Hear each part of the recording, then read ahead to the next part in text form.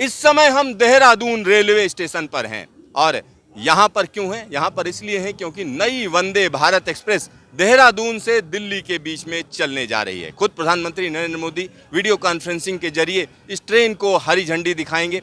यहाँ पर एक और चीज़ मैं आपको बता दूं, इस ट्रेन की अगर हम बात करते हैं तो 8 डिब्बे की यह ट्रेन है और यहाँ पर आनंद विहार तक यह ट्रेन जाएगी। आनंद विहार और से लेकर देहरादून के बीच में स्पीड की अगर हम बात करें तो सबसे सुस्त रफ्तार वंदे भारत एक्सप्रेस ट्रेन कही जा सकती है। ऐसा क्यों है? ऐसा इसलिए है क्योंकि यह ट्रेन जिस रास्ते से होकर गुजरती है उसमें 55 किलोमीटर का हिस्सा तकरीबन हम कह सकते हैं कि राजा जी नेशनल पार्क से होकर गुजरता है। राजा जी नेशनल पार्क से जब ये ट्रेन गुजरती है तो वहाँ पर कई ऐसे गलियारे पड़ते हैं जिसमें हाथियों की आवाजाही होती है। हाथियों की आवाजाही के चलते वहाँ पर जो एवरेज स्पीड है वो काफ़ी कम रहती है।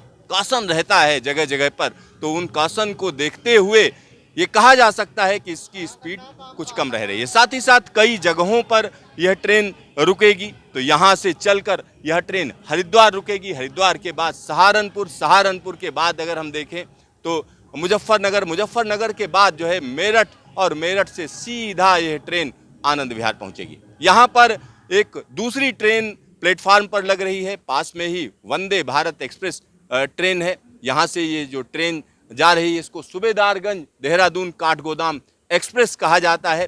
तो इस तरीके की ट्रेनें यानी एलएचबी ट्रेनें इस समय चल रही हैं इस रूट पर, लेकिन अब यह सफ़र पूरी तरीके से बदलने जा रहा है। दिल्ली से देहरादून के बीच में बहुत से लोग आते जाते हैं, आवाजाही है। हरिद्वार जिसको आना है उसके लिए भी यह ट्रेन कहीं ना कहीं सहूलियत भरी होगी। दूसरी बड़ी बात यह है सहारनपुर की अगर हम बात करते हैं तो एक ऐसी जगह है जो काष्ठ शिल्प के लिए जाना जाता है, तो वहाँ से दिल्ली के बीच में आवाजाही अच्छी खासी रहती है।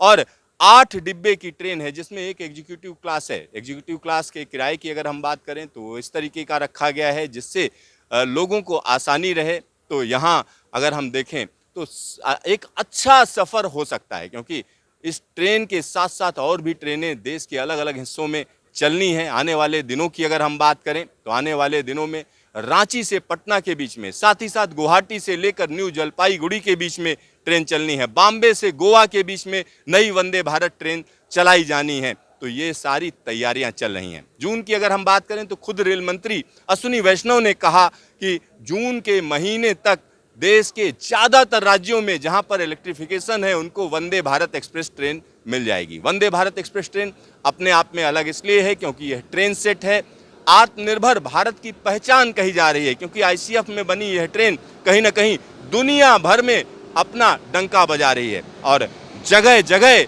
इसकी हम कह सकते हैं प्रतीक्षा की जा रही है।